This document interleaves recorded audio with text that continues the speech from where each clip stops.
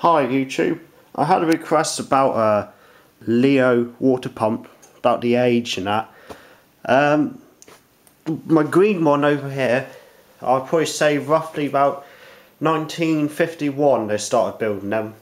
That's all I pretty much know. And I think this one here is the earlier one because the bearings in it are brass sleeve bearings, like a slot, so there's a slot bearing they call it, so it slides over and pinches in there. So there's two of them in there. Inside, there's a big bearing. It's built on like a centrifugal water pump. These are, so it ain't a crank as much.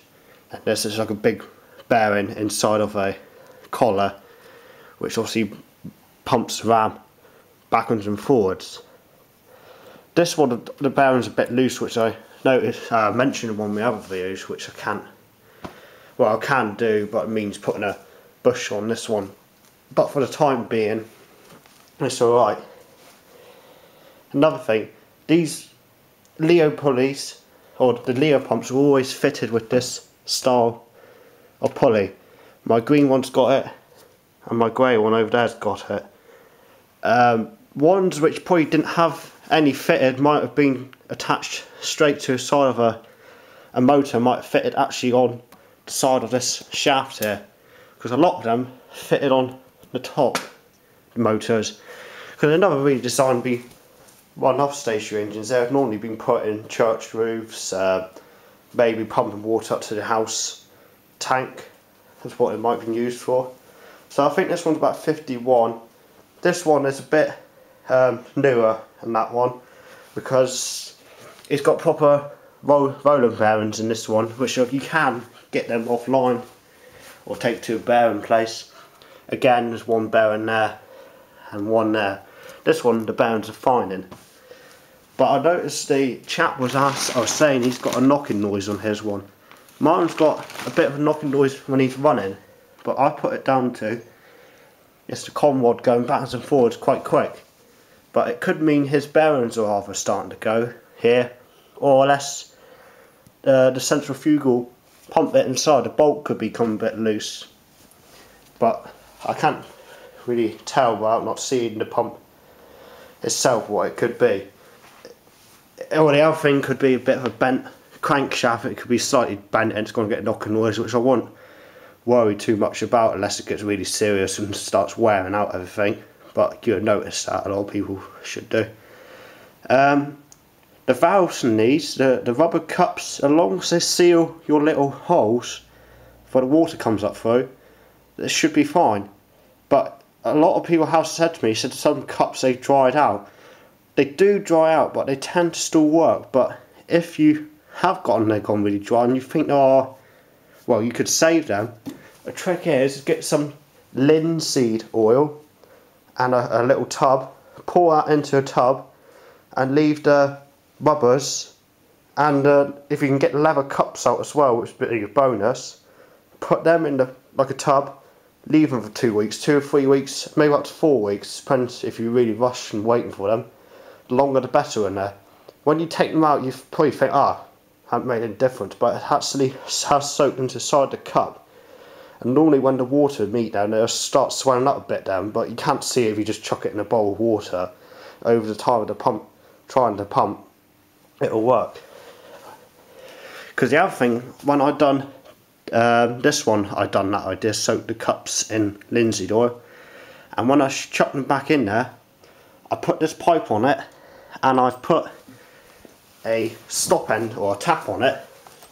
So you turn the tap off, fill it up with water all the way from here, tighten up your gland pack and ring as tight as you can, and then leave it for maybe a couple of nights or so. Then when you're ready to try to start it, slacken it off a bit because you don't want it too tight because it'll end up knackering your bearings even worse. Connect that to your bucket or something, which I normally use a churn, and you should be away hopefully. But all cups and pumps ain't brilliant all the time. You can get new ones off stationary engine parts. I think they're 12 quid for the set of 4 from the Lister ones. But like I mentioned, if you've got one, at least one sort of decent one, shove that one in the middle there and put your 4 new ones, because the list of domestic ones are pretty much the same size, I think. The worst than worst, get your metal washer and clamp it down and just run a stand knife around it and make it a bit smaller if need be. But I doubt that'll happen. The other thing you can do, which you don't have to do it, is the little springs on your valves. They're normally steel, and over time they rust and rot away and that. Best one to replace them with, put stainless steel ones in. They might be a little bit expensive. I can't tell you a price because I don't know how much they are, but they'll be a bit more expensive than your ordinary steel ones. They should last virtually forever on the pump. So that's as much as I can pretty much tell you on it. He's making a bit of grunting noise at the minute. It's like a snorting pig, like my friend Johnson. But I did drain all the water out of him the other day, but I decided I'm going to take it to a show week after next with my grey Wolseley, which I've cleaned all up and got them ready to go. So I don't know, they all got different. This one here got a brass plate telling you what oils and that to put in it. It's got this writing on it, but it's plain here. You've got a lot of writing up the front there. Leo of Made in England. Around here, it's Made in England again at the bottom. And number 1 there, some more writing. There's number 20 on the flywheel. But you go to this other one, no writing there, nothing there. That's plain, smooth. Here you got raised bits of cast iron here, which the other one don't have. Again, you got the 20 on the flywheel and your pulley. You got a 10 there and Made in England, but there's no actual saying Leo Made in England down there. But you can pretty much tell it is a Leo because it belongs with that one. This one's got a taller pusher down. They're all different. My mate's one's got an arrow on the side of it down here, like cast into it. And this one's got oil holes to the bearings. That one don't, over there, the other one.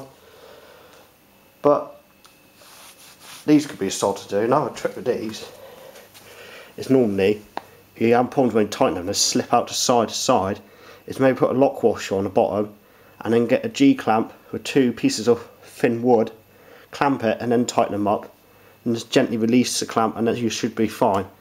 But when you make gaskets of these, I do recommend you put gasket cement in there to smear a little bit around, because they can be sods that leak like hell and then once they get disturbed. Like the most normal thing I do, I put gasket in, then put cement, and when it's all together, just get a small paintbrush with the paint and just paint around it and it seals it up.